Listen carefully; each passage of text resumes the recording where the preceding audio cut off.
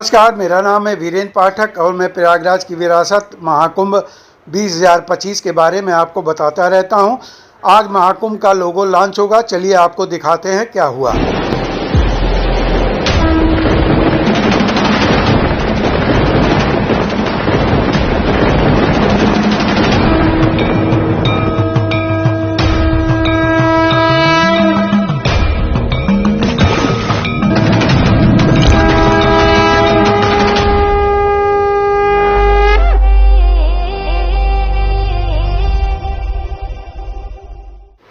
महाकुंभ 2025 के लोगों में सबसे ऊपर लिखा गया है कि सभी सिद्धियां आपको प्रदान हो।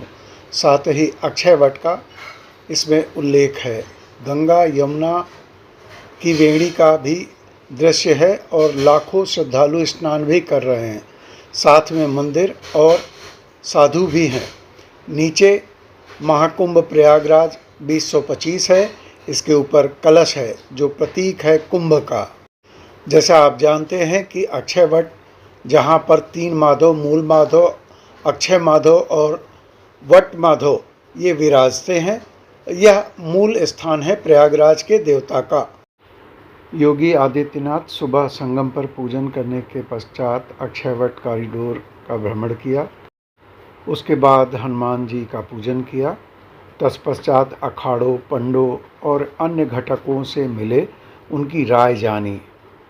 पेशवाई और शाही स्नान शब्दों पर संतों की राय ली। इसके पश्चात अधिकारियों की मीटिंग ली। मीटिंग के बाद क्या कहा योगी जी ने पत्रकारों से, आइए सुनते हैं। मैं आज की इस मीडिया ब्रीफिंग में आप सबका स्वागत करता हूं। आज यहां पर हमें दुनिया के सबसे बड़े आध्यात्मिक और सांस्कृतिक इवेंट प्रयागराज महाकुंभ 2025 के लिए आयोजित इन बैठकों के क्रम में मैं आप सबका भी हृदय से स्वागत करता हूं। आज प्रातःकालीन सत्र से ही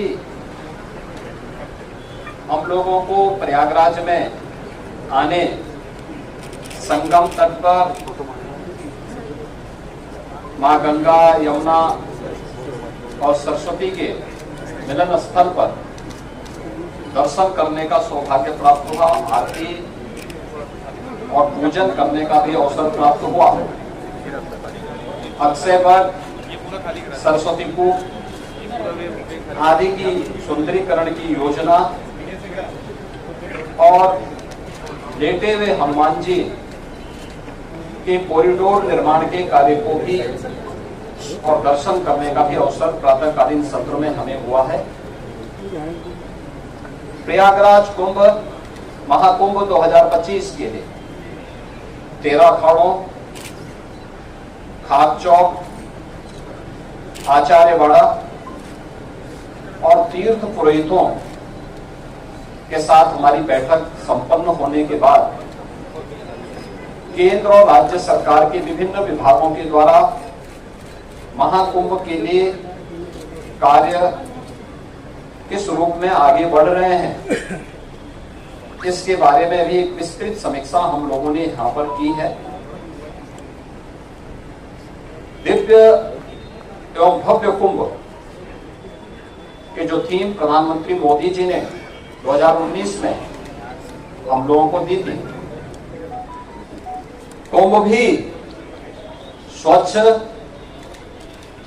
सुरक्षित और सुव्यवस्थित हो सकता है। 2019 का प्रयागराज कुंभ उसका एक उदाहरण बना था। वह एक्सपीरियंस उत्तर प्रदेश टीम के पास है और उस अनुभव का लाभ लेते हुए 2025 के महाकुंभ की तैयारी युद्ध स्तर पर आगे बढ़ चुकी है। अब तक 5,600 करोड़ रुपए से अधिक की प्रोजेक्ट को, प्रयागराज को भी भव्य और सुंदर बनाना है। 2019 में प्रयागराज की शोभा पर पूरी दुनिया आकर्षित हुई थी। लगभग 25 करोड़ 24 करोड़ श्रद्धालु जनों ने प्रयागराज आकर के संगम में स्नान किया था और इतने बड़े आध्यात्मिक और सांस्कृतिक आयोजन में सहभागी बने थे।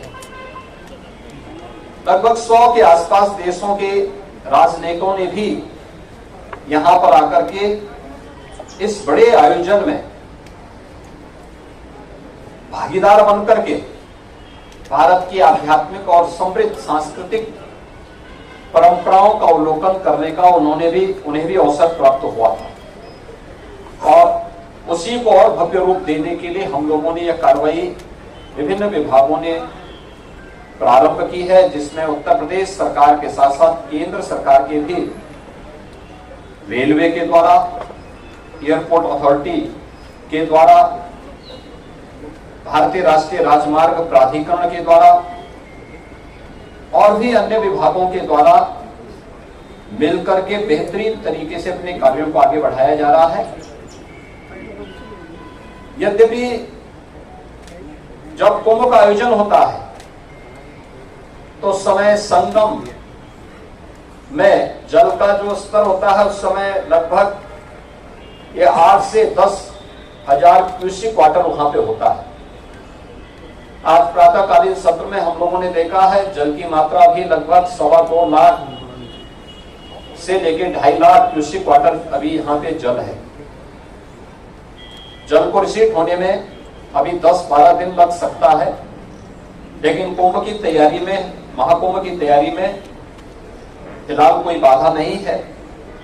और हम लोगों ने एक डेडलाइन दी है कि 15 दिसंबर तक हर हाल में सभी प्रकार के कार्य, निर्माण के कार्य संपन्न होने के साथ ही कुंभ के दायरे को भी बढ़ाने का कार्य 2013 के प्रयागराज कुंभ की तुलना में इस बार उससे दोगुने से अधिक क्षेत्र में कुंभ फैलेगा।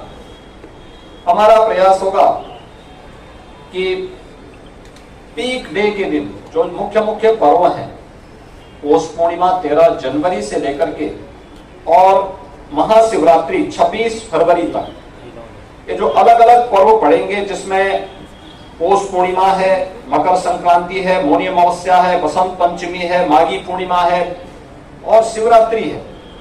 इन 6 प्रमुख त्योहार जो स्नान होंगे, पर्व और त्योहार पड़ेंगे, पीक डे के दिन छोड़ करके शेष अन्य दिनों पर किसी भी श्रद्धालु को 1 किलोमीटर से अधिक पैदल न चलना पड़े। 7,000 से अधिक परिवहन निगम की बसेज, शटल बसेज यहाँ पे सेवा के लिए लगाई जाएंगी, इलेक्ट्रिक बसेज लगाई जाएंगी और भी व्यवस्था यहाँ पर हम लोग देने का कार्य कर रहे हैं।